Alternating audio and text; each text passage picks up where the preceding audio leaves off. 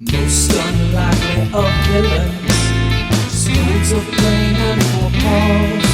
Does it talk? Does it know how? Does it boggle? Does it meow?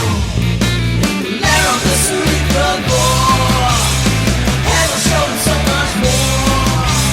We'll leave your brains at the door.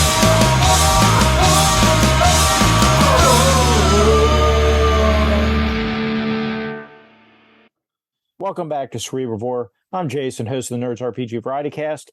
I'm joined today by BJ of the Arcane Alienist. How are you doing today, BJ? I'm doing all right. How are you?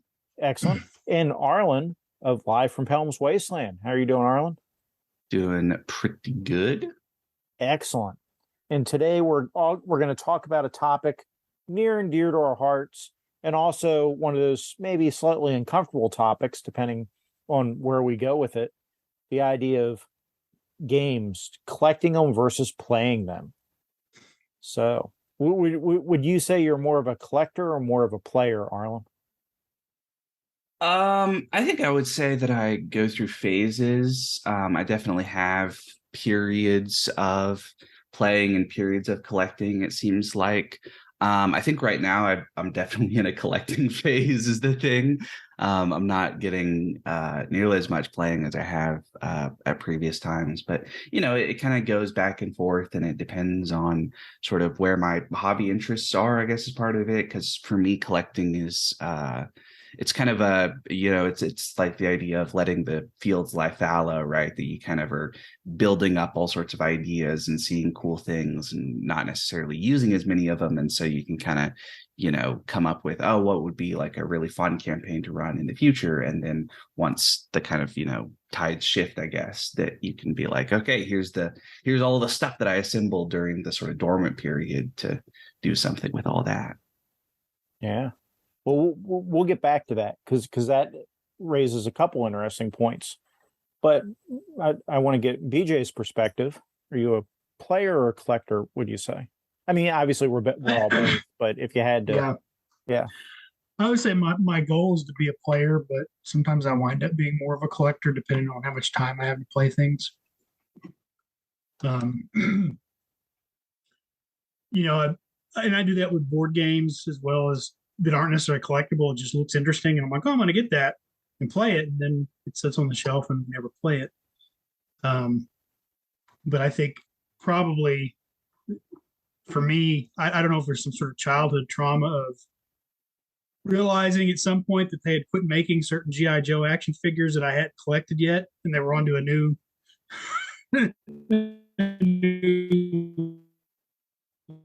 way. You couldn't get to use that, but I need to get that before it goes out of print. Mm-hmm.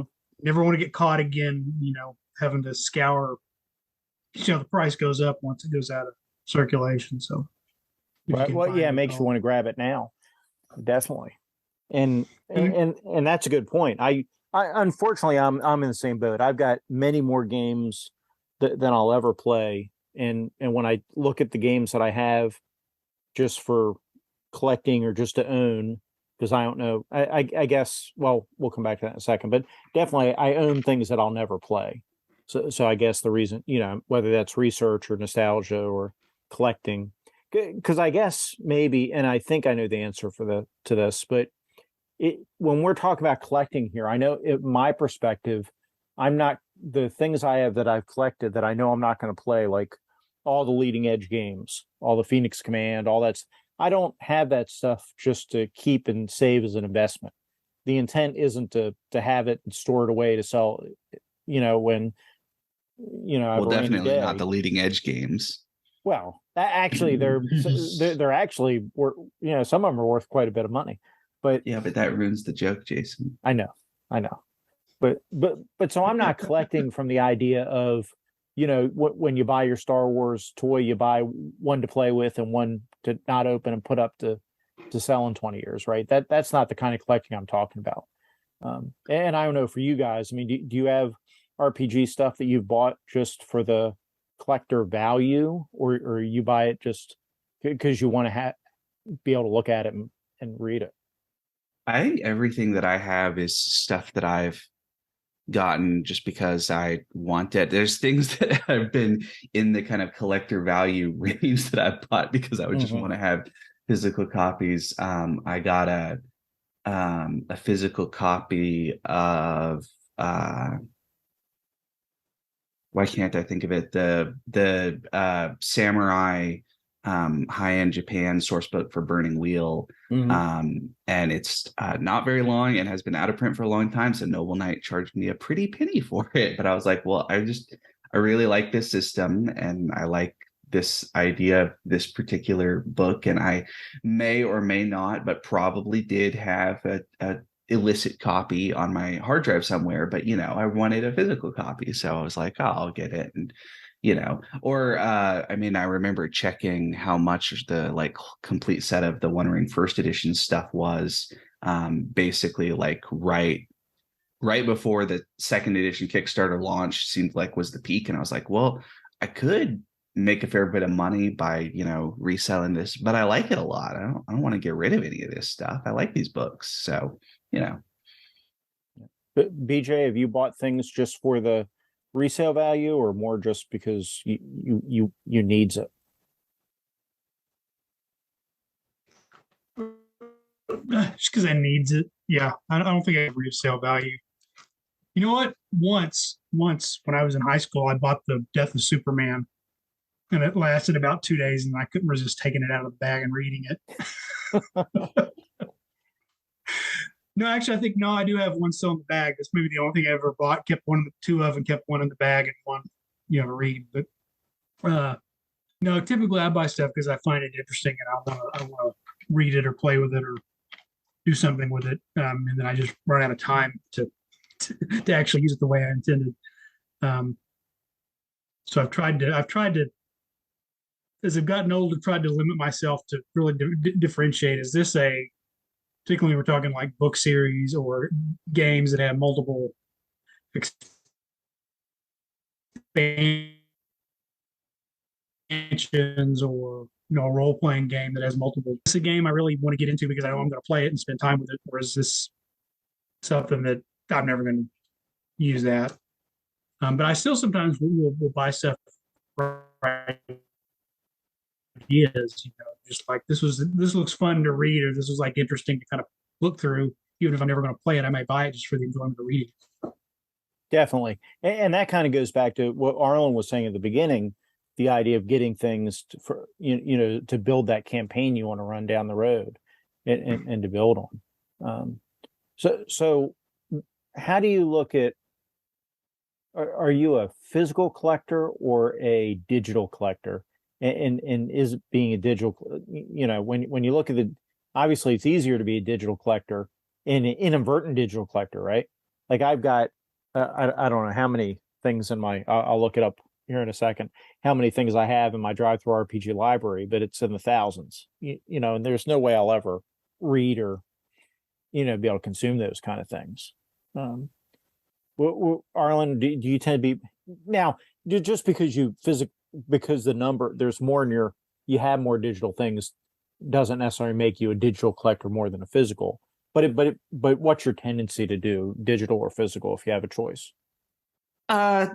Honestly, when I can do it both, I think it's kind of similar to like sort of regular books, novels for me, that I nowadays mostly read books on my Kindle. I do every once in a while read like a physical book, but I also just get something out of, like, if there's a book that I really like, even if I read it on my Kindle, I might buy another copy to put on the shelf, partly as like a, this is sort of like a jogs your memory almost sort of thing. And sometimes it's also, I mean, like if there's a nice edition of something, or like a version where there's illustrations that obviously do not show up very well on the Kindle screen, it's like, okay, so that's kind of a nice addition.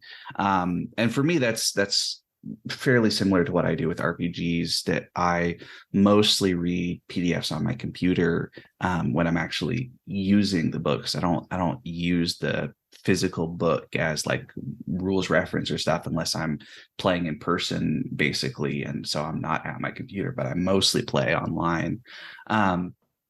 And often what I do nowadays and have done for a while is that I will, if it's something that I know that I want to, have and keep, then I'll figure out, like, sometimes you can buy directly from the publisher and get a PDF with your physical or something like that. But often what I do nowadays is that I buy the PDFs first. And then if it's something, because I get a lot more PDFs, that if it's something that I'm like, oh, that's really cool, I want to try that and have that, in print, then I'll end up getting a print copy to go on the shelf that, doesn't really go anywhere, but it's kind of a nice, like, it's also sort of a nice, I found sometimes when I'm like, I don't really know necessarily what I want to do with this idea, that going and looking at the kind of physical shelf that's sort of like a curated list almost, compared to the Drive-Thru RPG folder that is just has so many different things in it, that I'm like, go scroll, and we're through, 2 letters of the alphabet or something. So it's, easier sometimes to have that kind of pared down. Well, here's sort of the highlights that I can, kind of grasp a little more easily. Definitely. And I'm about to throw it to BJ, but just for reference, I have 5,676 entries in my Drive-Thru RPG library. So obviously I'm not going to read all that. But yeah, you mentioned, physical books and picking up extra copies. For years, I haven't been to a library sale for probably a decade now, but I used to go to library sales, and there are a number of books that I really like. And if I saw it on sale at the library sale, I'd pick up the copy. And so I have like 5 copies or 6 copies of some books. Well, and I have things like that. I've got, because I took out the old shelves that were falling apart and put all my books on new shelves that are not falling apart, which was nice, and was finding, I don't think I have more than 3 copies of anything, but I definitely have things where, like, I saw clearly what happens. I saw something at a used bookstore and was like, I don't know if it's going to be back here when I come back.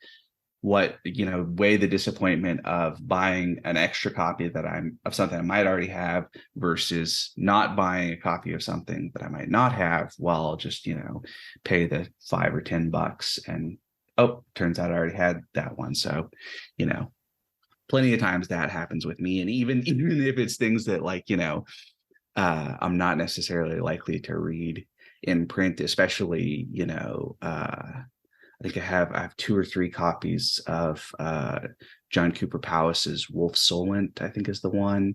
And not a book that I'm likely to ever read in print because it's very long, and I would rather read it on the Kindle where the weight doesn't increase as the book gets longer. But is one similar sort of thing that I really like John Cooper Powis. And, if somebody cool comes over to my apartment and looks at my bookshelf and it's like, oh man, you got a bunch of copies of all these John Cooper Powis books. That's awesome. I'll be like, yeah, it is. Yeah. I think the only RPG I have multiple copies of that I intentionally bought multiple copies of is Star Wars, the West End game Star Wars. I did for a while there. So I've got probably 4 copies of the first edition because I kind of like first edition. I just like the presentation of it and the way it is. It's got like I just like the first edition, the presentation. So I've got multiple copies of that rule book. But that might be the only RPG book I really intentionally have multiple copies of. But we've been making poor BJ sit there, listen to me drone on. BJ, physical or digital? Both. Mm-hmm. Although what I tend to do now is try to get a digital copy first, and if I like it, I'll buy the physical copy. When I run games at a table, even when I'm running online, I actually prefer to have a book in front of me. I just probably just because my age, not that I don't know how to use digital books or PDFs, but doing it out of a book for so long, I just can't make that mental shift. I can read a PDF or a digital book fine if I'm just reading it to kind of absorb the information and kind of learn through it. But when I get down to playing and want something to reference, I kind of need it. For some reason, I need that physicality. I tried to run a D&D module that I've run 3 times before off of my iPad a few weeks ago, and I just finally just set it aside and grabbed the book out of my bag and was like, okay, I gotta go back to the book. Well, it's interesting. so I've noticed, and I don't know if you guys noticed this, and I'll throw it back here in a second, but if I don't break in, I'll lose my thought here. The older books, some of these older games. So I've been running Palladium Fantasy First Edition, and we've been playing Cyberpunk 2020. In fact, BJ, you're in that game, and Yep. those books, and especially First Edition AD&D, where the rules are spread out across the 3 books and more. Those, it's easy. It's much easier to find the rules paging back and forth through them. And they're not laid out. Well, they're not laid out. None of them are laid out very well at all. Like I love all those games, but they're not laid out well. But it's easier to find things flipping through the book than it. I mean, yeah, you can search for terms in a PDF and all that. Although most of what we have for those are really scanned, so it's not so easy to do. But Yeah. it's with the formatting from the 80s. It's definitely more set up to do physical, obviously, because they didn't have digital back then. But it really is easier to parse those books physically. Where if you have something with modern formatting with the idea of a PDF reader in mind, then it's a totally different story, right? Yep. Yeah, a modern game with modern layout, not a modern game, but a game with modern layout. With hyperlink PDFs, yada yada yada. That actually might be easier to do digitally, but most of the games I play, because they're from the 80s, just don't lend themselves to it as much. Yeah, the cool thing about games that have like an open gaming license, like third edition D&D, fifth edition, although you don't get the full content, Pathfinder, is people set up wikis, which are highly searchable and easy to, if something isn't on one page, it's hyperlinked to the references you need. It's easy to click back and forth and read up on it. We'll never get one, but an AD&D wiki would be a godsend. It's just this. Here's the rules stripped down in an organized, hyperlinked fashion. That would be a thing of beauty. But I don't know if you can. There's the OGL that you can use that stuff, in print to a certain extent. Just putting the full rules up, I don't think they can do that with a wiki the way they can with third edition forward. Right. Although they've done it with old school essentials, which is basically BX rules. So Yeah. Might also have to. Nobody's taking the time to do it. I think Go a ahead. lot of it seems like there's a sort of seems a lot less common for people who are going back to older systems to go to AD&D first or second compared to going to BX or something based on it, right? That True. seems like that's probably a factor too, that if somebody did like an OSE style, I guess they did some of that, right? Because they ported some of the AD&D first stuff into OSE, but that's not on the wiki though. Yeah, the wiki is just the BX, classic BX. Yeah, so stuff. Yeah. So yeah, I like you guys. I have probably a ton of PDFs, probably more than I can even remember. At some point, I go, oh yeah, I got that on drive through. Let me go find that. But I think there was a time when stuff wasn't available where it's like say you want to get it before it's gone. Now a lot of times you can find legally accessed PDFs of older stuff that's out of print. And so that need to get my hands on a physical copy at all, well, if it's not easy to get or it's cost prohibitive, I can probably find a PDF and just make do with that, even though I'd still rather have the book. But like Arlen said, it's cool to have the stuff you really like on your shelf because that's kind of a way you express who you are. And people come over and like, oh, you like this game, or oh, you're into that author. Yeah, that's who I've chosen on my limited shelf space to display. The problem I get into is my wife isn't a gamer, but like me, she collects a lot of books and she has her own hobbies that take up shelf space. And so by mutual agreement, we've had to go to ebooks and PDFs as much as possible because we would need to buy a second house just to put all our stuff that goes on the shelf. Right. Well, there's a rush right now for a game that Arlen likes, Conan 2D20, because now that Modiphius has given up the license, and letting Monolith take it over, the 2D20 line is not being reprinted in I think June or July next year. I think June next year they won't be able to sell them anymore. So if you don't have that game right now, there's a rush on all the physical books because people are trying to buy up the physical books they don't have because they're not printing anymore. And if you don't have it and you're interested and you're okay PDFs, the smart thing to do is wait, because there'll probably be a fire sale where you get the whole line for $20 at the right before they lose. They might already have a pretty good. I know they had a bundle on Drive-Thru RPG for a while that they just kept updating with new stuff, and that it ended up being like $12 for a $20 book or something. But it may go down more since they're gonna, right, because they did that with the old Acton Cthulhu stuff and with the Mutant Chronicles 3rd edition. Both of them got like $5 for everything or something absurd. Yeah, so they'll probably do that with Conan too, you would think.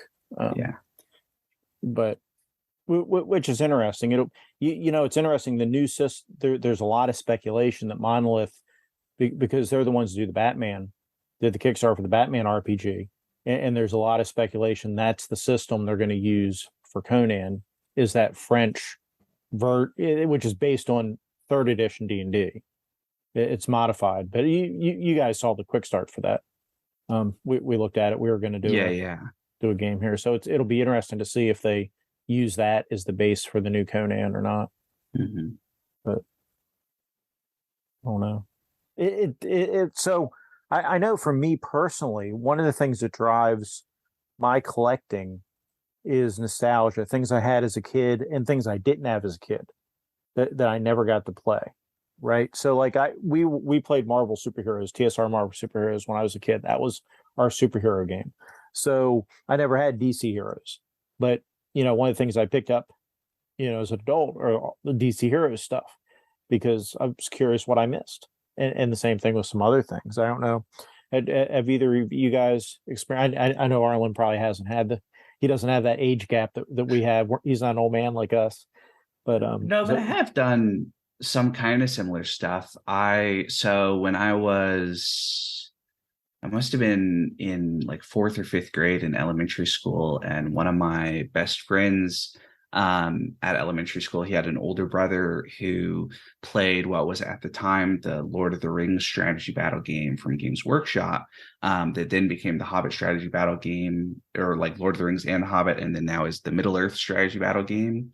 And I remember distinctly his older brother showing off. He had like 30 Gondorian infantrymen as miniatures, obviously they were painted by a kid who was in 8th or 9th grade, but the distinct memory of like, oh shit, that's so cool, is I think actually a really big connection for me with sort of miniature wargaming in general. In some ways, is that experience of was the sort of kid playing with toy soldiers that my parents didn't want me to have toys with guns because they're not big fans of guns. So I had Mega Bloks Dragons figures, which are sort of like Legos, but less, they're a little more sculpted. And so I would, they had little minifigures kind of like Legos. So I would line them all up in formations and things like that. And there's the dragons, which are a lot bigger. But it's kind of a similar thing that I feel like, it's one of those things that if I, part of my attachment to that kind of concept has to do with feeling like, oh man, if I obviously I couldn't have afforded very many miniatures as a 10 or 11-year-old, but that there is an element of, I now have all of the Middle Earth strategy battle game books, and I don't know if I have any of the new models, but I'll probably end up getting some just because I think they're really cool. And even if I don't end up playing that game much at all, because I have no idea, it seems like it's hard to get games with people that you don't know unless you're playing 40K or Age of Sigmar. But yeah, that's a whole nother topic we'll have to do sometime, is showing wargaming and the idea of how Games Workshop, and at one time Flames of War did the same thing, but they kind of crowded out the other games in the market and all. But BJ, have you gone up? Have you picked up things as an adult that you just because you didn't have them as a kid because you're curious about them, or? I did it with Hero Quest. First time I saw I was aware of Hero Quest, but I never got it. And that when that YouTube video from the Bard first came out, the best thing about here, this is before they ever even dreamed of reissuing. I tracked down an old copy of that of the first two expansions and really had a good time with that. And then none of the other later expansions that I wanted to get the complete set I've never come across them in good enough for complete condition for the price to want to get them. Now that since then they've relaunched it, so I've gotten I did an unboxing episode on the initial set, and then I've kept up with the expansions as they've done it. I think more than with me, it was my son wanted to make sure he didn't have that same, not going overboard or anything. Like if he would get into like when he was little, they had play schools doing these little sort of cartoon versions of Lego minifigure, but they're not Lego, they're little posable action figures. And I was like, every time I probably paid more attention than anybody when a new one came out. Be like, okay, it's $3 here, $5 there, but we'll get those and make sure he has the whole collection. But as far as every now and then I will pick up a Star Wars collectible, Masters of the Universe collectible that sits there and it looks cool. And it's like, oh, I remember that when I was a kid. That's one I didn't get. That looks really neat. So I'll do that if it's just something that really speaks to me. But I have to be careful because once I get into that mindset of wanting to collect something, I have to have the whole thing. It's like 40K, like Warhammer is like, okay, I can't start off with 12 Space Marines. I gotta have the whole army by the end of the month. And then it sits there unpainted and unassembled. Well, that's a dangerous thing, being a completionist, right? And I suffer from that. So, when I decided to go back and get the rest of the Stormbringer line that Chaosium did, I ended up, buying everything for Stormbringer. And the same thing with the Slain stuff that Mongoose did. Their D20 version for that. And I tend to be a completionist. So if I get something, I get everything or I try to get everything for it. Right. I'm doing that now with the plating. I did that with 4th edition D&D. I got into it when it started, and at the time when everybody, including me, was like, "We're not going to play this anymore." But man, I got there's only there's just a few more books. I got to get them. Just to, and even if I said one day sell it, I can sell the whole collection as a complete set. But so I have to be real careful about what I get into because I am a completionist. It'll drive me nuts. I did that. Go ahead. So for the Riddle of Steel, I got the core book first just by itself, and then I ended up getting another copy of the core book that was in better condition and the 3 expansion books just to have the full set because they only put out 4 books for that game system. So I was like, oh, well, Noble Knight wants to sell me, I don't remember how much, too many dollars worth of Riddle of Steel books, but, might as well see what they're like. And, yeah. Definitely. I've only got the core. So that's one thing I've got the core book for Riddle Steel, but I haven't tried to track down I haven't tried to track down physical, because some of them, I mean, like Jihad, right? It's a lot of money. Like the small things for Burning Wheel or that's Burning Wheel. That's right. Yeah. But any number of, I think there's a number of, especially seems like for, something that was like almost like an indie darling for a while and then ended up becoming bigger. And so people have sort of gone back and been like, oh, what's this like earlier version of this thing like that ends up just driving the price into crazy ranges because people are like, oh, I gotta buy, sort of like a first edition of an author, a first book if they hit it big on 3 or 4, right? That then people are like, oh, we got to go back and find the old one. So, Mm-hmm. Yeah, definitely.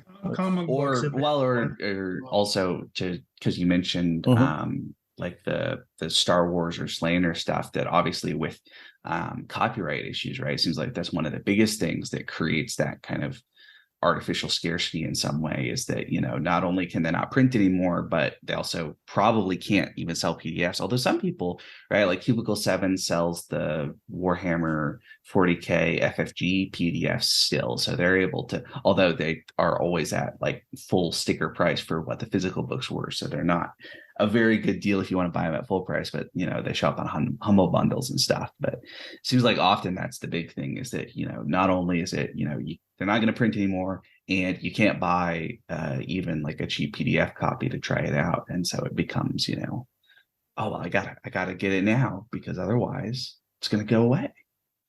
Well, yeah. So Humble Bundle, that's an interesting phenomena, right?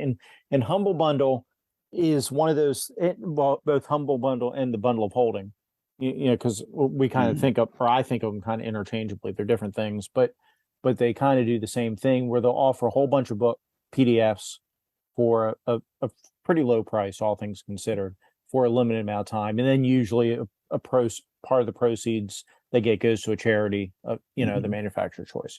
But they've definitely, you know, not made me. They've definitely encouraged me to buy things I probably wouldn't have bought otherwise, right? Collections and Yeah. you know, it's Well, yeah. I think it's like a lot of things where it's, you know, here's the collection and you have to buy the whole thing at once that, you know, you're like, okay, well, I don't necessarily want everything in the collection, but it's still a good deal for the stuff I do want.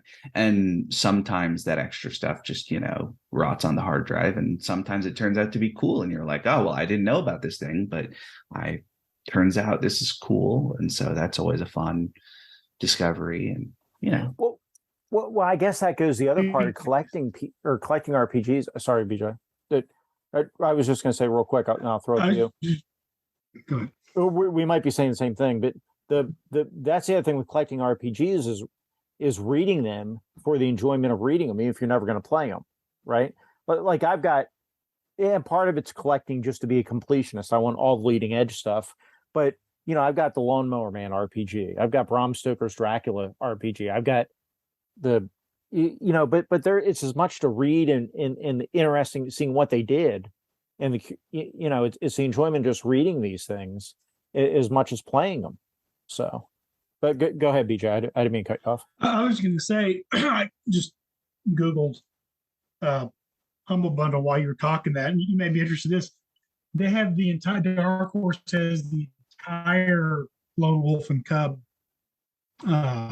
series, comic series, as a, I guess you get as PDFs, but that includes Lone Wolf and Cub, Samurai Executioner, Path of the Assassin, and a few other ones as well. Yeah, So, yeah. there have been some great deals on there. well, and they started with video games because I know they did video games for a long time and then sort of moved into stuff that isn't just video games. But I mean, it was a similar thing back then is that it would be like, oh, well, you know, here's, you know, for $1, you get game you don't want, but for $19, you get a collection of games you do want, plus that $1 game that you don't really want. And so, you know, people ended up with, well, it was a whole, there was a big kind of brouhaha over people reselling keys that they bought on Humble Bundle because it would, you know, basically destroy. Basically, if there was a game that wasn't super popular at the time but became more popular after being sold on a Humble Bundle, that it would, you know, people would just go on to one of the various key resale sites and buy it there for very cheap because people would just put it out there because they didn't want it.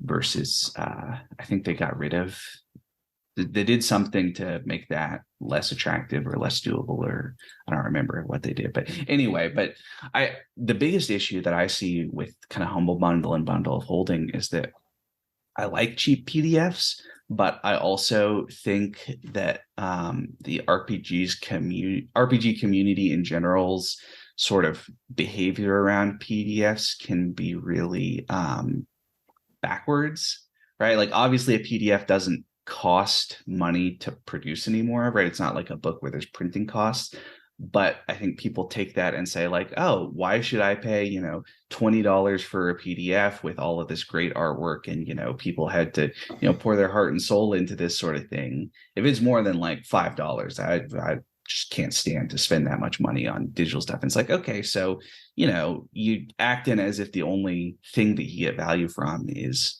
the physical book. And obviously some people who don't really like reading PDFs, that's fine, and they can buy physical books. But I also see, I'll go on Drive-Thru RPG and see, somebody's got like a splat book for $20 and it's 140 pages or something, and the comments are full of like $20 for a PDF of only 140 pages. It's like, it's got like, they have to pay all of the people working on this, right? Do you not understand that like all of those costs are not, they don't go away for PDFs, right? It's not just the printing cost. It's yeah, well, and especially for me, at least, a lot of those costs are a lot more significant to the quality of the final product, right? That, a bad print job is annoying, but I mean, people still play 5e, even though the books fall apart after about 3 times that you open them, versus like, the idea of like spending money on like a good editor or good, good artists and good art directors and all of the material that goes into making a game,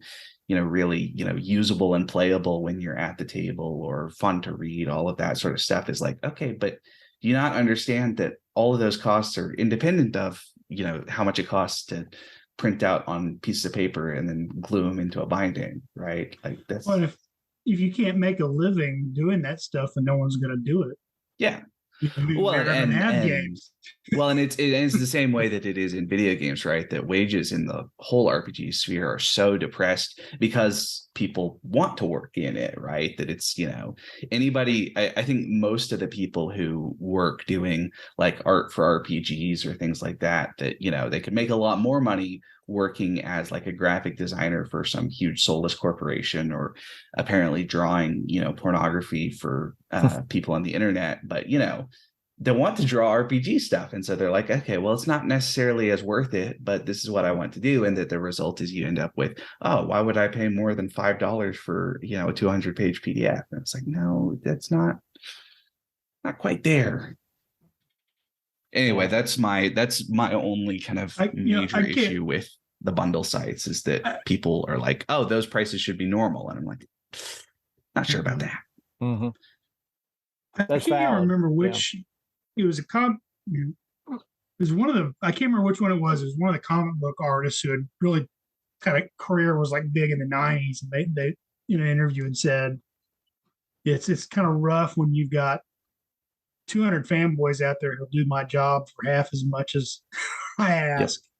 Yep. Just because there's so many people that want to do it, and they may not be nearly as good as I am, but they'll give it a crack for a lot less money. Well, and the same way, because of the way that freelancing works in RPGs, right? That there's, so many designers who have like tons of credits to their name who make no money from most of the things that they wrote, right? Like I think it was Steve Kinson on Twitter was talking about, dude has like probably literally hundreds of credits to his name in terms of like working on things, because he started in like the 3rd edition era, and so there were a lot of books to work on. But the only game that he makes money from directly, in my understanding, is Icons, which is basically he and his buddy put together their own company to publish their own superhero game, despite having worked on all of this 3rd edition stuff and Mutants and Masterminds and Silver Age Sentinels and all these different, lots and lots of games over the course of the years that have his name somewhere on them, but not, it seems like that's a kind of classic issue that you run into in hobbies where people get really excited about working on the thing and maybe not as aggressive about like, no, I need, a good contract for my work to justify doing that.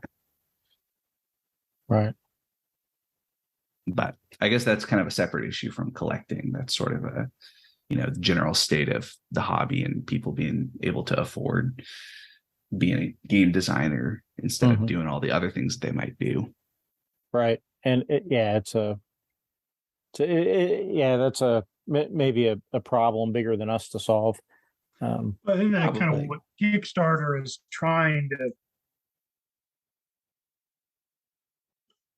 one of the things Kickstarter can do is it can remove the middleman from the publishers, where it's, the creators create and they provide a proof of concept, and they do startup to self-publish it, and then they're more in the driver's seat of where that goes. But Kickstarter comes with its own. Well, yeah, I think cons. it's the classic, right? Like you remove the middleman, but sometimes you don't realize that the middleman doesn't do quite as minimal amount of work as you thought, right? It's sort of like producers on movies, where it's like, okay, so you don't have to answer to a producer, and then you end up with maybe it would have been good if the producer had a chance to rein in the director a little bit on this one, Right. like with Star Wars Episode 1. Just as an example, that maybe if there were more people around who were willing to tell George Lucas no, Jar Jar wouldn't make half that movie uncomfortable to watch. Well, I think he originally wanted people. He wanted to be like the original, where he just kind of help write and produce and have other people direct. I think that was Steven Spielberg was like, I don't want to be the guy that ruined Star Wars if this doesn't work. Yeah. Well, notice Spielberg's not directing the new Indiana Jones movie. No, he's not. Wow, I didn't see that. He's producer. Yeah. Yeah, so that'll be interesting. Any predictions? Is that gonna? Can't be any worse than Kingdom of the Crystal Skull. Well, I was gonna say, didn't they already do What If Indiana Jones Was Old? Well, this is going to go back and forth. I understand. I don't know if it's. Are they recasting him when he's punching Nazis in this one, or is it going to be CGI? They de-aged him. Yeah, did they de-age? Although then he's going to look like Sam Jackson in Captain Marvel, where he looks like he's young, and then he moves, and you're like, oh no, he's not. He's not young Sam Jackson. He's hopping around like an old guy, not. Yeah, he's because it bounces between the 60s or late 60s, because it's 69, right? When you look, because Apollo, and and then back to, and then goes back in the. I don't know. We'll see what happens. Yeah, we'll see. But I don't know. So collecting, what? So I guess it provided that you're mature about how you collect, and you don't let it. You don't have piles and piles of stuff in your house that make it uncomfortable for your family to live there, and you're not spending your kids' college money on this stuff, and you're still have food for your dog, for your cats and dogs to eat. Then I guess there are worse things you could do with you got to distinguish between collecting and hoarding. Yeah. Right.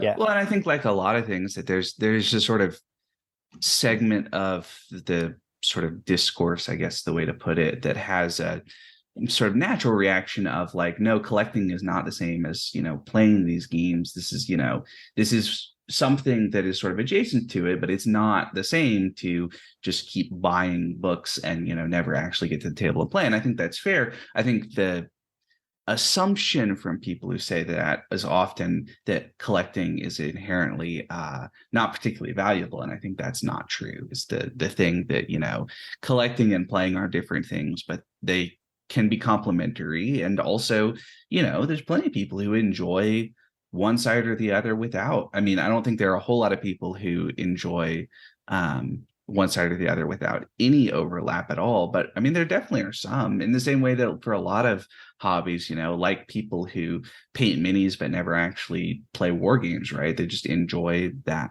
part of the hobby, which is fine, right? And I think that's, well, why we've all, maybe not BJ, I don't know, but I know I've gone through, no, I'm not picking on you. I know I've gone through periods where for years I didn't play any games. But I still had some RPG books, and I would still page through them and read them, even if I wasn't, didn't have a group to play with. So same here. I continued to. I took a hiatus in college and grad school, and for a couple of years after. But I continued to read the books, and follow discussions online and things before I actually dove back in. Well, when I was so the first RPG I played was D&D 3rd edition, or 3.5, I guess was the one. My grandparents got me the Player's Handbook and the Draconomicon for Christmas one year.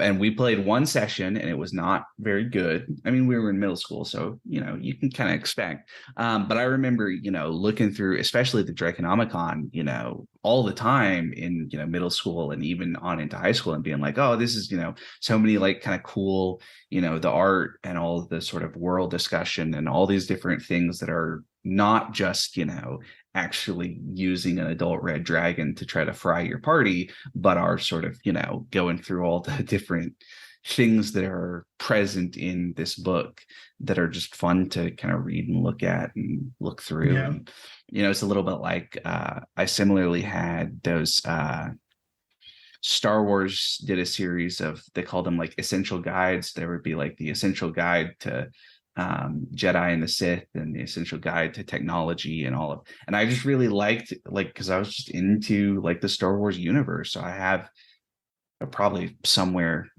put in the closet or something, from where my parents, they showed up on my doorstep one day with a whole bunch of boxed of books and said, we don't want to keep these anymore.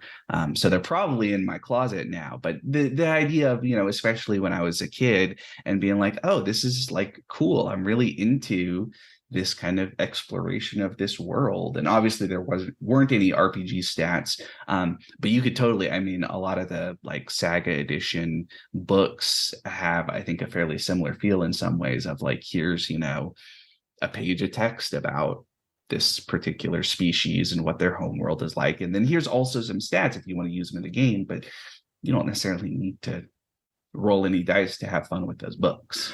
I think you can be an aficionado of, I don't know if I want to use that highbrow of a term, but like a wine collector. I mean, people who collect wine aren't necessarily, this is not my excuse to be an alcoholic kind of. They collect wine, and they have wine collection. They learn a little bit about wine tasting and but then they collect things, just to have a collection. Probably never intended to open them. I think you could do that with role-playing games, where I just enjoy role-playing games, and I like to look at these. I like the art. I may never play this game, but I like to read the concept behind it and the mechanics they've come up with and the system and things like that, just because I appreciate, I'm not a game designer, but I appreciate game design. And so collecting things for that,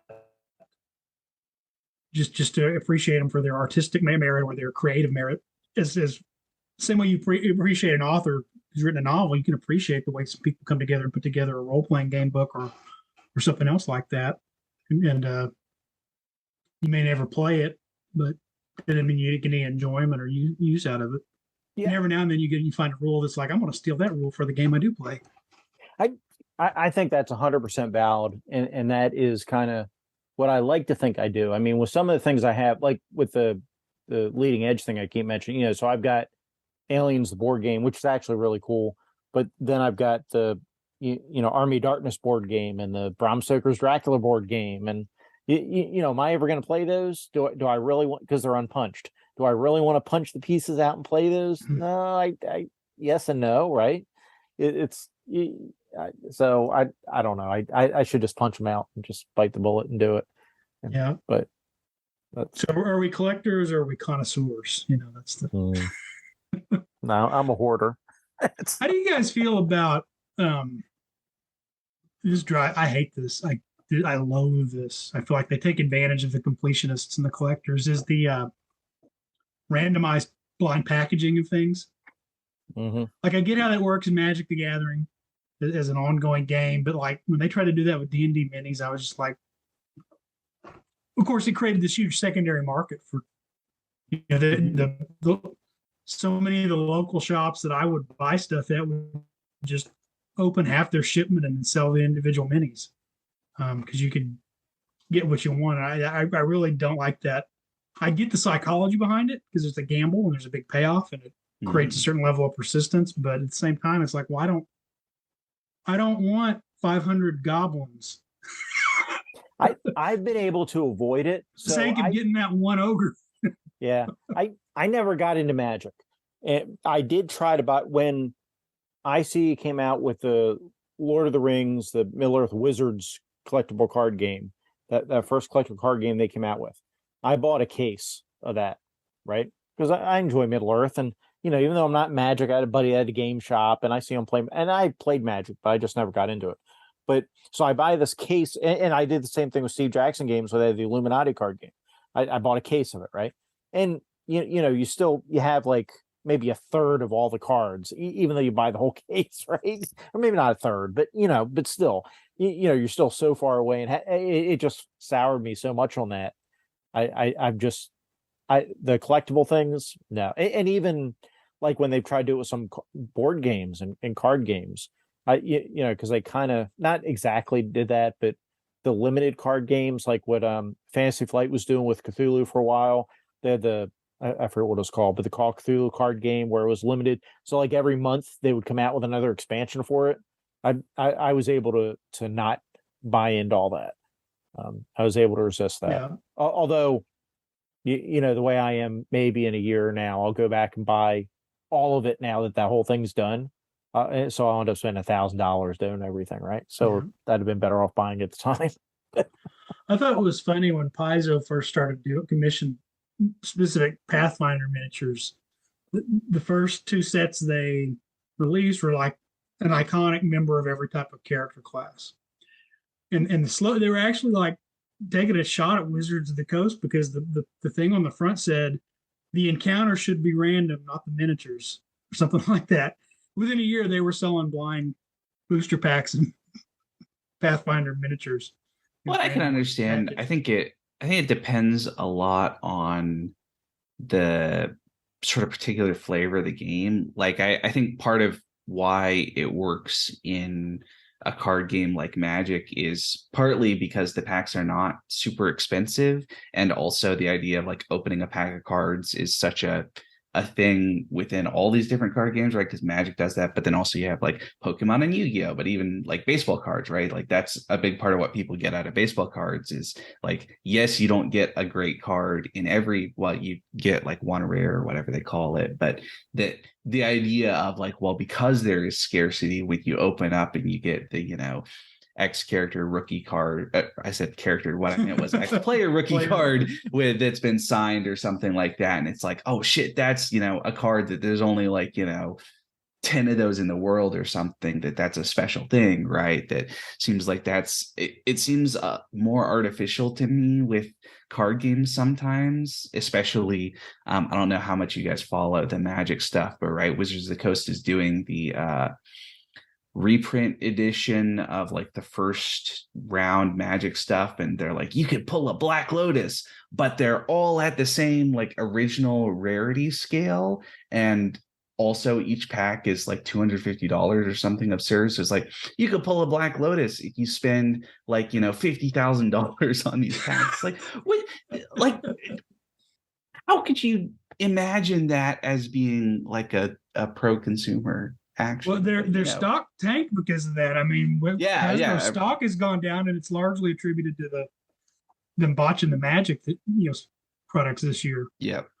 But it's just one of those things that I'm like, I like the artificial scarcity for the sake of like collector, oh, I've got the only one of this one, or there's like the non-artificial scarcity I'm totally sympathetic to. Like an indie game company can only afford to print so many copies of their game, right? They ran a Kickstarter and have enough money to print this many copies, and that's it, right? That's like I'm totally fine with that. If those end up costing more on the secondary market, that's the cost of doing business, right? But that's what happens in the industry. But when it's big company being like, oh, here's a way you have a chance to get something that's a whole lot more valuable than what you put in, but your odds of getting it are lower than the percent increased value sort of thing, right? It's like, right. Okay, so this is just for degenerates to gamble with, right? This is not really it's like I could just go to the gas station and buy lottery tickets if I wanted to do that, right? Yeah. It's interesting because you go back to and it's a little bit of a side topic, but you're talking about some of the collectability and like the small, Kickstarter has done that so much of these board games and things, these small or not small print runs, but limited things. Like there was a game that came out in 2014. It was Kickstarter. It's called Fallen. It's this asymmetrical game where one player is the dungeon lord, one's a hero, and this is like kind of early in Kickstarter where they really didn't understand the way you should do things like Kickstarter exclusives and all. So there were more Kickstarter exclusives than there were things that were going in the general production stream. And it was one of those, like, I've got everything for that game, but I had to get it afterwards. It was expensive getting it. And it's a really neat game, but the problem is you just can't get it anymore. Marvel United, right? They had so many Marvel characters that were stretch goals, I guess is the way that they set it up. And so there's, like if you just want like the base box for Marvel United, which is a fun game by itself, it only costs like $20 on Amazon or something. I think that's how much I paid for my copy after the Kickstarter stuff had all been done. But if you want the box of Kickstarter exclusive minis is like larger than the base box for the game because that unlocks so many things. And now it's like $200 if you want that box of stuff. And it's like, okay, well, but I don't necessarily need like, the 3 versions of Venom and also all these minor character, right? And half of them are things that I would like because I really would like to have Blade and Venom and all these different specific characters.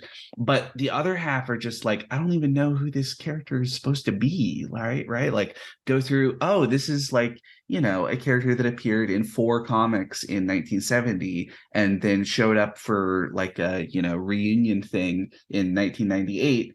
And that's it. And I'm like, I don't care. Now, I don't want to. And now Sony's going to make a movie about it. Yeah, well, and now it's going to be a big part of the MCU, so you got to learn the backstory, right? But still, it's like I just don't care about these characters. Yeah. Why can I just buy the ones that I'm excited about? But then, the collectors would be like, well, I don't want to buy, half of the box, right? I want the full box. So. Right. Yeah. What do you guys feel about like Kickstarter exclusives? I understand wanting to reward your backers in a way that's unique to them because they put more into it. And sometimes, sometimes stuff goes to market. The backers don't even get the stuff before it's on the shelves at Target or available through Amazon. Well, that's like Pirate Board. That's like Pirate Board right now. They're selling hard copies of Pirate Board at PAX, right? PAX Unlimited, where it hasn't got to the backers yet. But I mean, that happens sometimes. So it really, to me, the problem with Kickstarter exclusives are when it keeps playable parts of the games out. So this is a bigger issue with board games because the RPG stuff generally tends to get out. But like, I don't like if it's we have the different genders or whatever for the different characters, or we have alternate sculpts for miniatures. That's not that big of a deal to me. But when you have like a board game and you have like a different scenario for the board game that this Kickstarter exclusive, so you can't get that additional mission that's 5 hours worth of play time. You can't get that unless you got the Kickstarter exclusive. That starts to turn me off. I think it's Monolith's Conan board game where there are certain, not in the base game, but in the expansions, there are like certain scenarios that they don't obviously require because you can just use a different miniature, but the miniatures that they like have listed as part of the enemies are from the like Kickstarter exclusive special minis box, right? It's like the special wolves or something.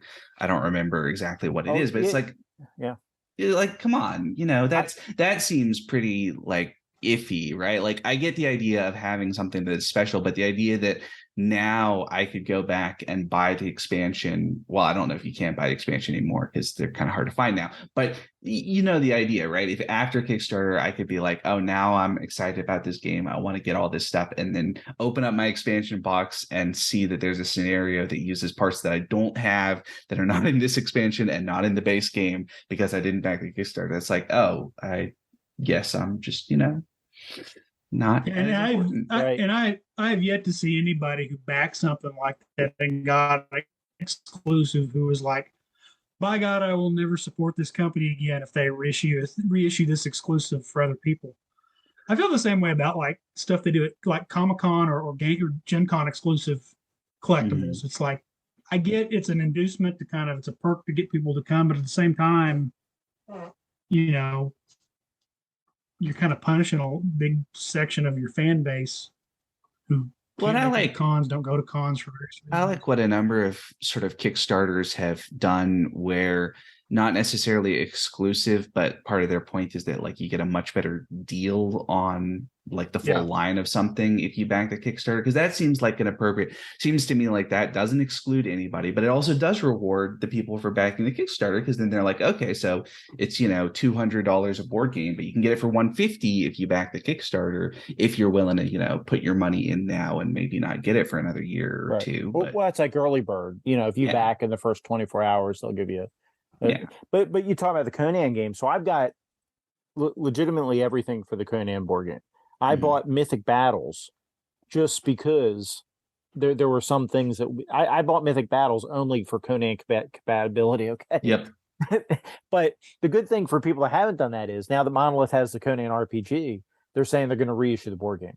So Oh, well, very that would be possibly, nice. if you didn't get in the board game back in the day, I say back in the day, that was what, Yeah. 10 years ago or whatever. But Yeah. you'll be able to get it now. Now I don't know if they're going to reissue everything, but Yeah, they are who supposed to knows? be But reissuing some of it, which is good. But the thing with Kickstarters, if somebody wanted to like play the market, and a lot of people do just for the resale value, you can do it. Like and I've done it once. So when Zombicide first came out, I got that first Zombicide set with all the exclusives, with all the fancy sculpts and all the guest artist sculpts and all that stuff. We opened it up, played it once or twice, and said, this is okay. But it was going, so I had like $225 in this thing. And it was going for like 900 some dollars or $1,000 on eBay. And I sold it for like 900 some dollars. I made great profit. I should have done that with Gloomhaven because I have an unopened first edition Gloomhaven. Well, it's sitting in that room over there that you can't see. And for a while there, before they did the second printing in Gloomhaven was going for stupid money, but Jason was too lazy to put on eBay, so he didn't resell it. well, that's the thing that gets me is I I appreciate that, companies need capital, especially for, like a board game where you have to do all that sort of, but even for an RPG, right? That, I think it's better when you get a company who like the people understand how Kickstarter works. And Kevin Crawford for Sine Nomine basically always says like, look, I've got basically like most of the text done. Obviously it needs to be polished up and edited and all that sort of stuff, but really what I'm doing is funding for art and then also for offset printing in the case of the more recent ones, because that's become a thing that people asked for a lot, all that sort of stuff. And it's like, okay, that seems like that totally makes sense and that's really good. Another thing that I just get bothered by with Kickstarter is when it is people who seem like Kickstarter is the same as going to like any other investor, but we didn't go to any other investors. We just went to Kickstarter. And it's like, well, like, I feel like if you guys were like, paying more attention to like the way that the business world works in general, you would understand that like, getting capital to fund a project, like sometimes it seems like there's an obvious reason that there isn't anybody else willing to fund it except people on Kickstarter who are like, oh, this will be so cool when it comes out. It's like, yeah, but I mean, there's been a number of horror stories about that in I think every sphere with Kickstarter, the various things that are way behind on deliverables or ended up, I mean, even sometimes some of the I think it's Delta Green, which I think Delta Green is a really good game, but my understanding is that they had a Kickstarter, the sort of Kickstarter for the core stuff or some of the most recent stuff, maybe way behind, ended up producing a whole lot more than they expected. So you ended up getting, like 3 or 4 different supplements when they had originally only planned on one maybe or something, that they ended up with a lot of content, but way behind on the original kind of planned schedule. And that's one of those things I'm like, I just like it feels like people don't sometimes, it's sort of a very general statement that there are people who just don't take the Kickstarter process as seriously as they would like dealing with, like a specific investment group or a specific investor, where they would be like, okay, here's our deliverables, here's our expectations, here's all the, obviously they're not necessarily going to show all their numbers on a Kickstarter, request for funding, but sometimes it feels like they're not showing numbers because they don't have any numbers, because they haven't, done the due diligence that a real investor would want to see, basically. Well, yeah, and some of them definitely haven't. Now it's interesting. So recently I talked to Jeff, who's doing Dicey Tales, which is a pulp game based, well, it's using the mechanics of Barbarians of Lemuria. Yeah. And what they've done, the book's ready to go. It's done. Like the PDF is done. And the POD is, they're doing it all through Drive-Thru RPG, is for fulfillment. And there's only going to be a delay for the print on demand, because they're going to let backers send in anything that they might have missed in the PDF to fix before they send the final print on demand files, which I appreciate. Oh, yeah. As a consumer. Otherwise you end up with the Dark Souls RPG thing. Right. Yeah, exactly. Well, so many RPGs, right? So many things, you need to wait for the third version of the rule book. Yeah. Specifically with that one, right? They didn't even release the PDF at first because they thought people were going to pirate it. And then people were like, these print books are just full of issues. And now Steamforge says they're going to replace everybody's books with the corrected versions. And that's one of those press X to doubt. Right. But so Dicey Tales, it's interesting. Their thought process going into Kickstarter, though. So the book is done. There's no risk at all. It's going through Drive-Thru RPG, which means it's going to be available worldwide. And then the print on demand is going to, because it's being printed through Drive-Thru RPG, it's going to make it really affordable pretty affordable no matter where you are in the world, because they have local printers and all that kind of thing, right? But their whole reason for putting it on Kickstarter instead of just releasing it is they're trying to see what kind of support there is for this game, what kind of interest there is, because they want to do a continuing adventures, effectively a magazine coming out after with adventures. But if there's not the support for the game, then so that's why they're doing it through Kickstarter, which is kind of an interesting reason to use Kickstarter. And I think that's totally, I see other kind of similar versions of that with Design Ministries, is the people who do the Frag games, and they've talked about having kind of a similar concept. Is they're like, look, we think we need this much funding. We don't necessarily need it all to come from Kickstarter this time, but what we'd like to do is to essentially get all of the funding that we need for this new product from Kickstarter, use old funding to do a chunk of it, and then we have new funding left over to do the next thing, to kind of keep the cycle going. Partly because I think it's a similar kind of issue with Kickstarter, is that sometimes it turns into just total feast or famine, right? You have the company is rolling in cash, and then in between it's like, where, well, you have to be really good about budgeting to make that work. And I think that, that's just not the easiest thing to do, as we all know, right? Well, it was a Pinnacle, one of the big companies. I love Savage Worlds. I think the folks at Pinnacle seem to be really good people, responsive to their fan base, and good company. But I want to say it's Pinnacle that's talked about, if it wasn't for the Kickstarter model they're using, they wouldn't be able to stay in business. Yeah, I might have that mixed up with a different company, but I believe it was Pinnacle. Yeah, I think it's and also I think, there is also something to be said for not necessarily with Kickstarter exclusives, but the general idea of Kickstarter backers being, motivated and really excited about the particular game in a way that like the regular kind of average Joe who sees the game in a game store might not be. And so especially for we all know that like luxury deluxe editions often are, marked up beyond what they cost to make, and so are a good way for a company to make money. And putting those on a Kickstarter, I think that's a classic. I don't necessarily recommend companies do like Modifius did with Dune 2D20 and have 3 different deluxe versions, one for each of because they had the House Atreides and House Harkonnen and House Carino special editions of the core rulebook that all have the same stuff inside. It's like, okay, so that's pretty, but it's also kind of obvious what's going on.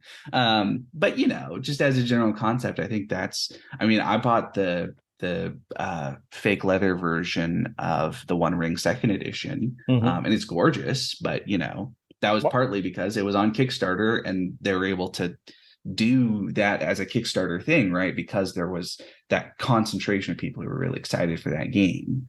Well, I did that with Hyperborea.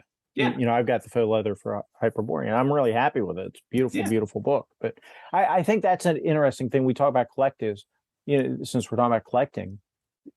During the Kickstarters, do you guys tend to, I mean, obviously Arlen and I do sometimes, but do you tend to buy the fancier version of the book over just the base soft cover? Or you know, do you get the foil special bound? You know what I mean? BJ, do you fall into that? I don't Yep. typically, particularly when it's a series, because I don't know if this is partially the completionist in me, but if I have 4 books in the standard format, I want that next book in the series to have a similar design layout. So I tend to just get whatever looks like it belongs with the series, as Right. opposed to Yeah. a special edition. If it was one thing that was like, hey, this is a one size fits one book for the whole game, and there's not gonna be a volume 2, or you know, I might do that if it was something I was really excited about. But I typically just go with the standard cover. Yeah, I don't really. I guess I think One Ring second edition is pretty much the only thing that I did something like that for basically all the others. I'm just, you know, generally for me backing on the Kickstarter is more about like, well, it's a good deal and it's a way to support, you know, especially if it's an indie company where it's like, hey, we're trying to do something, you know, kind of interesting and weird and don't necessarily have a lot of capital to work with. So you could give us money to do that. And I'm like, yeah, I can, you know, spend whatever, you know, $15 or $20 for, or sometimes even I'll just get, you know, like I think I can't remember which I think it was Absolute Power, the new edition of Silver Age Sentinels, where what I actually did was basically back the Kickstarter just for like PDFs of the core stuff, and then after they delivered was able to go on BackerKit and add PDFs of a bunch of the other stuff. And I don't think I'm going to get physical copies of any of those, at least not through that.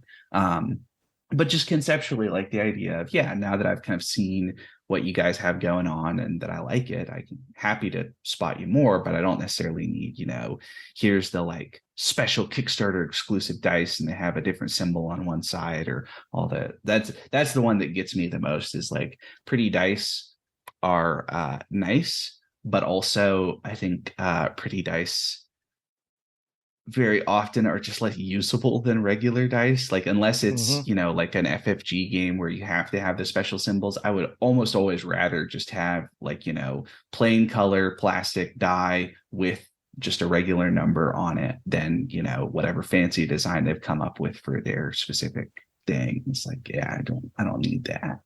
Yeah, no, I agree. And I tend to not always avoid t-shirts with the Kolchak 50 edition. That wasn't an RPG Kickstarter. That was through Moonstone or whoever does the comics for Kolchak the Night Stalker. I did get the 2 different t-shirts for that. But like stickers and bookmarks, I don't typically want any of that stuff, to be honest. I don't care about any of that. I want the gaming stuff. I want the gaming. Yeah. I want the stuff that I can, you know, usable gaming stuff. But hey, so I want to be precious of everybody's time. Any last thoughts? We'll go around. Any last thoughts on collecting or this topic tonight? BJ, I think we start with Arlen, so we'll throw it to you to. No, I think, you know, the main thing is always, if you love it, it brings joy. That's a good thing. Just don't let your children go hungry in the name of your hobby. But you know, if you can keep it within your means and not let it get out of control, I think whether it's a game you play, whether you just think it looks pretty on the shelf, or whether you just like to sit alone and absorb the content, you know, it's a good healthy thing to have hobbies and interests and whatever that passion may be. And for us, it's nerdy stuff like games. Mm-hmm. Arlen, last thoughts? Yeah, I think I definitely agree with, you know, in moderation with the right kind of, you know, sort of philosophy behind it, right? Ideals. It's good. I think there's also something to be said for the value of reading games that you don't play, having games that you don't necessarily expect to play, all that sort of stuff. I think it's similar to, there aren't really any great writers who did not read a whole lot. There aren't really any, chess grandmasters who don't spend a lot of time like watching chess games or reading chess games or all sorts of things other than actually like sitting down and playing themselves. And so I think there is it's not always as kind of, a sort of, intense learning experience, I guess is maybe the way to put it, but that there is something valuable about, just sort of spending time in that hobby sphere and just sort of absorbing things that you read or that you see cool ideas or, all sorts of things that are available there that, you can have somebody else has done the work of coming up with something cool so that you don't have to do that work. So you can focus on, your own game, right?